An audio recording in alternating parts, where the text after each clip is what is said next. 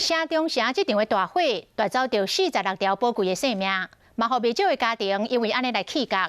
有一个26岁住户陈先生，因为上大夜班来逃过一劫，但是伊的老爸老母拢伫死伫这场的火灾，留下伊甲小妹相依为命。伊正坚强来处理着爸母的后事，嘛希望会当赶紧找出着火烧的原因，唔通互伊的爸母死甲不明不白。 我乌人目镜嘴暗，心情真悲伤。这个家属想袂到，一场大火，互相爱的亲人无性命。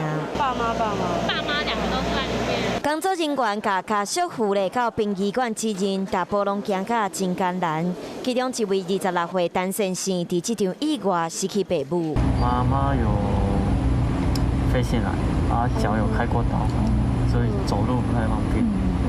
对，爸爸之前有一次受伤嘛，所以就行动不太方便。陈先生为了照顾行动不便的爸母，和因做伙住伫城中城8楼，一个月付3、4千块的厝税。事发当时，陈先生咧上班，逃过一劫。不过，这场大火夺走爸母，敢若留下伊和小妹。财政出完再说吧，因为应该所有人也不会觉得那个是意外啊，因为不可能火就突然烧那么大。对啊。 也不想让爸妈死得不明不白嘛。对啊。